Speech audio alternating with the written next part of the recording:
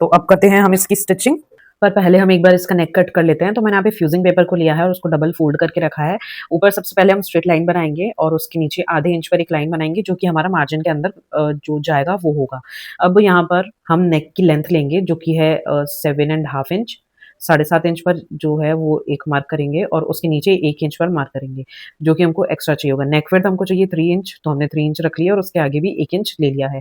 आप 1 इंच चाहो या सवा इंच चाहो आप ले सकते हो, बट इससे ज़्यादा जो है वो नहीं जाता है। यहाँ से 3 इंच है, नीचे भी हम थोड़ा वाइड रखेंगे, तो उसको थोड़ा सा आधा इंच बाहर निकाल लेते हैं। 3.5 इंच पर मैं यहाँ पे मार्क कर रही हूँ। आप किसी भी तरह का इसमें शेप दे सकते हो, बट सब्यासाची ब्लाउज़ के अंदर जो मोस्टली शेप जाती है, वो पान शेप की होती है, अदरवाइज़ आप और कोई सा भी ले सकते हो। फ्रंट में आप पान शेप ले लेना, पीछे आप कुछ भी ले सकते हो। फ्री हैंड से इस तरह से नेक की शेप देनी है और बाहर की तरफ का जो मार्जिन है, वो भी हमको एक्स्ट्रा ले लेना है। अब नीचे की तरफ करते हैं हम बैक नेक की कटिंग। सेम हम यहाँ पर भी आधे इंच की दूरी से 2 लाइन बनाएँगे और यहाँ से हम नेक लेंथ लेंगे। जो नीचे वाली लाइन है वहाँ से हमको नेक की लेंथ लेनी है। यहाँ से 3 इंच और मैंने नेक लेंथ ली है 10 इंच। इसको भी मैं नीचे से थोड़ा-सा वाइड रख रही हूँ। आप पीछे की तरफ किसी भी तरह का शेप बना सकते हो और इस तरह से जो है मैंने यहाँ पे शेप दे दी है।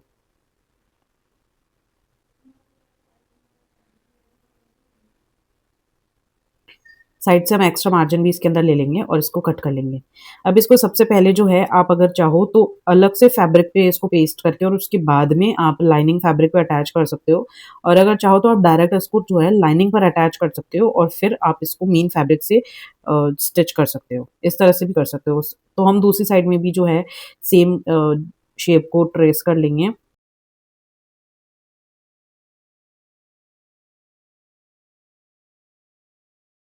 फ्रंट नेक और बैक नेक दोनों को हम पहले प्रेस कर लेंगे और उसके बाद में इसको अटैच करेंगे। अब सबसे पहले हम बैक पार्ट की जो है वो स्टिचिंग कर रहे हैं, तो जो उसका राइट वाली साइड है वो अंदर की तरफ है और जो मार्किंग थी नेक शेप की सेम उसी के ऊपर हमको इस तरह से स्टिच लगाना है। अगर आप बारीक वाली स्टिचिंग लगाते हो तो वो ज़्यादा अच्छी और फिनिशिंग के साथ में आपकी सिलाई आएगी। एक स्टिच जो है वो नीचे की तरफ से लगा लेंगे सिर्फ आधा इंच का मार्जिन रखते हुए। अब यहाँ से हम इसको कट कर लेंगे, सिर्फ 2 पॉइंट का मैंने यहाँ पे मार्जिन रखा है, 0.25 इंच से भी कम। तो अब इसको इस तरह से सीधा कर लेंगे और इसको प्रेस कर लेंगे, ठीक है? इस तरह से दोनों पीसेस को इसी तरह से बनाकर रेडी करेंगे और अब इस जो है इसकी बाउंड्री वाली जो स्टिचिंग है वो भी कर लेंगे। ये मैं इंटरलॉक वाली सिलाई कर रही हूँ। अब यहाँ पे पट्टी लगाएँगे, उसको पहले नीचे की तरफ रखेंगे, इस तरह से पहले स्टिच करेंगे आधे इंच के मार्जिन पर। अब इसको बाहर निकाल कर इसके ऊपर एक और स्टिच लगाएँगे। अब इसको सेम इस तरह से फ़ोल्ड करेंगे और आधा इंच ऊपर की तरफ इसको फ़ोल्ड कर लेंगे, जो कि हमारा मार्जिन होगा अंदर की तरफ। और अब साइड-साइड से स्टिच लगा लेंगे, कट कर लेंगे और इस तरह से फ्लिप कर लेंगे। तो ये जो है हमारी आई वाली पट्टी बनकर रेडी हो जाएगी। 100 डेज़ तक अगर आप मेरे साथ में रहे तो आप कटिंग और स्टिचिंग में मास्टर बन जाओगे, क्योंकि मैं डेली कुछ ना कुछ अपलोड कर रही हूँ कटिंग और स्टिचिंग से रिलेटेड। बहुत सारे डिज़ाइनर्स के टिप्स, ट्रिक्स और सीक्रेट्स बता रही हूँ। यहाँ पर जो ब्लाउज़ में मैंने हुक लगाए ये भी मैंने मशीन पर लगाए हैं और ये किस तरह से फिनिशिंग के साथ में बनकर रेडी होते हैं इसकी वीडियो भी चैनल पे अपलोडेड है, आप वहाँ पर जाकर देख सकते हो। इस तरह से हमारा बैक पार्ट जो है वो बनकर रेडी हो गया है। फ्रंट पार्ट के लिए भी सेम हम पहले जो फैब्रिक की राइट साइड है उसको अंदर की तरफ रखेंगे और इस तरह से पहले नेक का जो है वो स्टिच लगा लेंगे और कट कर लेंगे। अब हमको सेंटर में कट लगाना है और इसको फ्लिप कर लेना है। यहाँ पर जो है हम शोल्डर को अटैच कर रहे हैं, लाइन से लाइन को अटैच करना है। मेन फैब्रिक को मेन फैब्रिक के ऊपर रखा है और लाइनिंग वाले फैब्रिक को लाइनिंग वाले फैब्रिक के ऊपर रखा है। यहाँ पे जो है शोल्डर को डबल सिलाई लगाकर और अटैच कर लेंगे। जो दो नेक का जो मार्जिन है वो दोनों का एक दूसरे के ऊपर ही आना चाहिए, आगे पीछे होगा तो ये खराब हो जाएगा। अब इस तरह से आप खोलोगे तो बिल्कुल परफेक्टली आपका जो है शोल्डर जॉइन हो जाएगा और अंदर की तरफ से कपड़ा जो एक्स्ट्रा होता है वो दिखेगा भी नहीं, ठीक है? इसके ऊपर जो है हम ये इंटरलॉक वाली सिलाई लगा लेंगे पहले। ये मैंने जो सिलाई लगाई है वो बिल्कुल किनारी पे लगाई है। अब वो वाला फैब्रिक ले लेंगे और उसको भी यहाँ से अटैच कर लेंगे आधे इंच का मार्जिन लेते हुए। इस तरह से जो है हमारा पफ क्रिएट हो जाएगा। बेल्ट को रेडी करने के लिए इस तरह से पहले राइट साइड को अंदर रखेंगे और नीचे की तरफ से जो है आधे इंच का मार्जिन लेते हुए स्टिच करेंगे और अब ऊपर की तरफ से जो ये कर्व वाला शेप है इसको भी हम आधे इंच का मार्जिन रखते हुए पूरा स्टिच कर लेंगे। हल्के हाथ से आपको इसको गोल-गोल घुमाते जाना है और इसको स्टिच लगाते जाना है। छोटे-छोटे कट्स लगाएँगे। ऊपर जो एक्स्ट्रा कपड़ा था उसको भी कट कर लिया है। अब इसको इस तरह से फ्लिप कर लेंगे और इसको आयरन कर लेंगे, वो भी बहुत अच्छे से।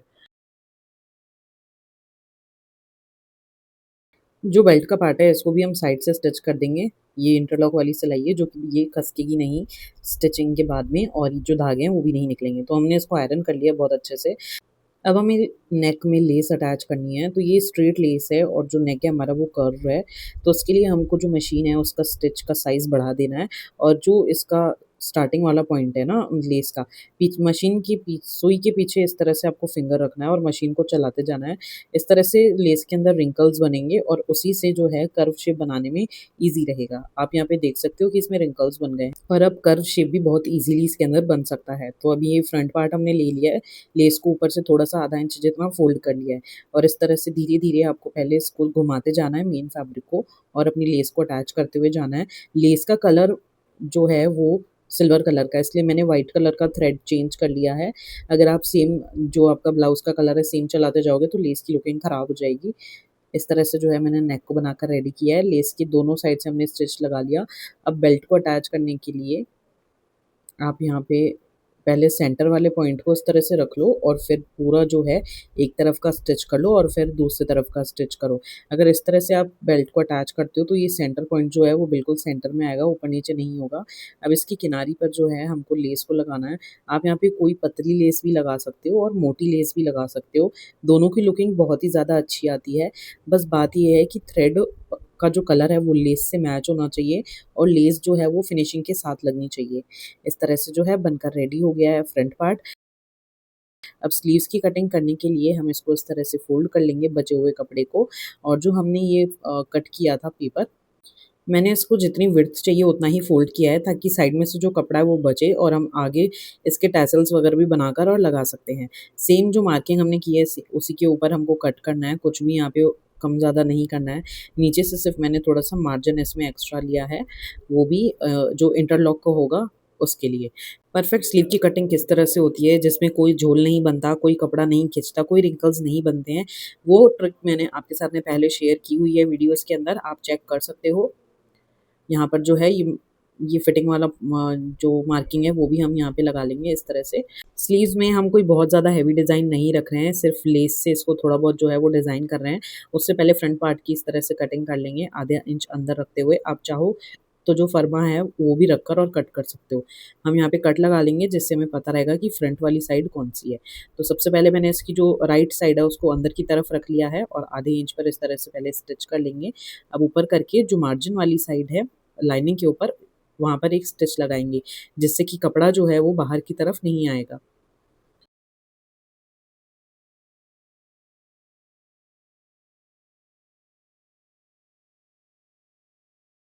अब जो इंटरलॉक वाली सिलाई है वो यहाँ पे लगा लेंगे। हम यहाँ पे सिंपल स्टिच से भी इंटरलॉक कर सकते हैं। यहाँ पे जो एक झालर वाली लेस है और उसके ऊपर मैं जो मोटी लेस है थोड़ी-सी वो रख रही हूँ और उन दोनों को इस तरह से यहाँ पे स्टिच कर रही हूँ। मार्केट में बहुत अच्छी-अच्छी तरह की लेसेस मिल जाती हैं। आप अगर प्लेन फैब्रिक के ऊपर भी सिर्फ़ लेसेस से अगर आप उसको डिज़ाइन करोगे, तो भी लुकिंग काफ़ी अच्छी आती है। तो सेम ट्रिक से जो है मैंने दोनों स्लीव्स को बनाकर रेडी कर लिया है। अब यहाँ पे स्लीव को हम पहले इस तरह से रखेंगे, सेंटर से सेंटर को मिलाएँगे, यानी कि स्लीव का सेंटर जो है वो शोल्डर की जो मार्जिन है वहाँ पर रखेंगे और इस तरह से पहले बैक वाले पार्ट को अटैच करेंगे और फिर बाद में इसको घुमाकर रखेंगे और फ्रंट वाले पार्ट को अटैच करेंगे। दोनों स्लीव्स को इसी तरह से बनाकर रेडी किया है। अब यहाँ पे सबसे पहले फ्रंट वाली साइड पे 0.25 इंच का मार्जिन रखते हुए हम यहाँ पे स्टिचिंग लगा रहे हैं और उसके बाद में हम फिटिंग वाली सिलाई जो है वो लगाएँगे। तो इस तरह से जो है ईज़ी टेक्निक के साथ में ब्लाउज़ बनकर रेडी होता है। ये अंदर से भी बिल्कुल फिनिशिंग के साथ में बनता है। अब यहाँ पे हम अपना मार्जिन जो है वो रख लेंगे 1 इंच या 1.5 इंच। यहाँ पे आप इंच टेप से मेज़र कर लेना और अपने जो फिटिंग के पॉइंट्स है वो लगाकर और इस तरह से स्टिच कर लेना। नीचे की तरफ जो है कॉर्नर साइड पर हम डबल स्टिच लगाते हैं ताकि जो स्टिच है वो खुले नहीं और कपड़ा खसके नहीं। इस तरह से हम फिटिंग वाली सिलाई लगा लेंगे। ईज़ी टेक्निक के साथ में सब्यसाची ब्लाउज़ की कटिंग और स्टिचिंग आपको समझ आई है या फिर अगर किसी भी तरह का डाउट हो तो आप कमेंट सेक्शन में पूछ सकते हो। वीडियो को लाइक, शेयर और कमेंट ज़रूर करना और चैनल को सब्सक्राइब करना। घर बैठे-बैठे फ्री में अगर अपनी कटिंग और स्टिचिंग को इम्प्रूव करना चाहते हो तो 100 डेज़ चैलेंज को जॉइन करो और चैनल को सब्सक्राइब करो। इंस्टाग्राम पर भी फॉलो करो।